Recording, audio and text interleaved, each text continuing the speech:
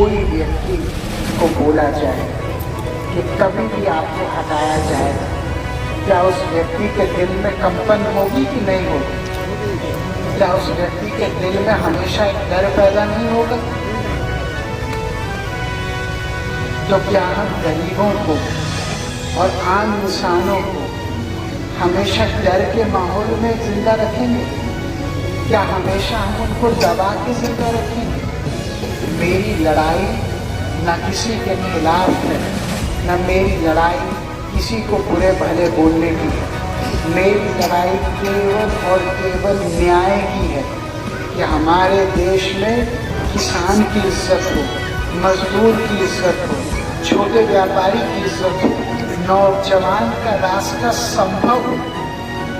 और अगर ये गुनाह है तो फिर मैं गुनहगार हूँ। लेकिन मेरे हिसाब से राजनीति में उसी व्यक्ति को आना चाहिए जो अपने आप को बनाने के लिए नहीं, देश को बनाने के लिए काम कर रहा है। और देश को वही आदमी बना सकता है जो सबसे पहले उस आदमी के लिए लड़ाई लड़े जो बेचारा अपनी आवाज खुद बुलंद नहीं कर पा रहा है किसी कारणवश।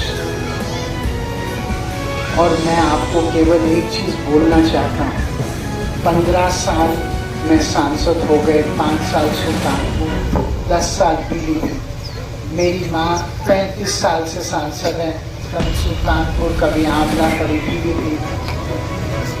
आज हमारे पास पीलीभीत में 1 बीघा जमीन नहीं, हमारे पास कोई घर नहीं, हम किसी के घर में एक कमरे में आके रहते हैं। ये हमारे लिए बहुत बड़े गौरव की बात है।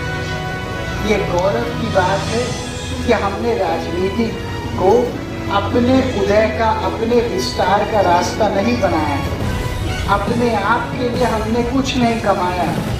हम लोगों ने अगर कुछ कमाया तो आपकी दुआएं कमाई और थोड़ी बहुत इज्जत कमाने का काम हमने किया। और यही हमारी सबसे बड़ी पूंजी है और यही हमारे लिए सबसे बड़ा सोना है।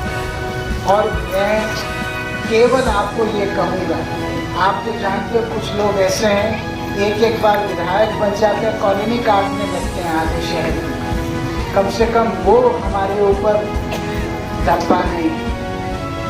मेरी माँ ने मुझे बहुत पहले कहा, बेटा पैसा कमाने की चीज़ नहीं है, इज्जत जीवन में जरूर कमाना खूब ज्यादा। और मैं यही आप लोगों को कहता हूँ, आप सब मेरे परिवार, आपको पता था जब कोरोना कोविड आया तो बरेली में जितने लोग शहीद हुए, उधम सिंह नगर, लखीमपुर, शाहजहाँपुर में जितने लोग शहीद हुए, पीलीभीत में 2% लोग भी शहीद नहीं हुए। क्यों? क्योंकि वरुण गांधी ने अपने पैसे से ऑक्सीजन के सिलेंडर खरीद के दिए, दवाइयाँ दी और खाना बंटवाया। आपको याद है? और याद रखना एक बात कि वरुण गांधी का भले गर्दन कट जाए कोई बात नहीं, मैं पीलीभीत में किसी का गर्दन झुकने नहीं दूंगा किसी संकट में। इतना ही मैं कहना चाहता हूँ। जो मेरा फ़ोन नंबर लिखना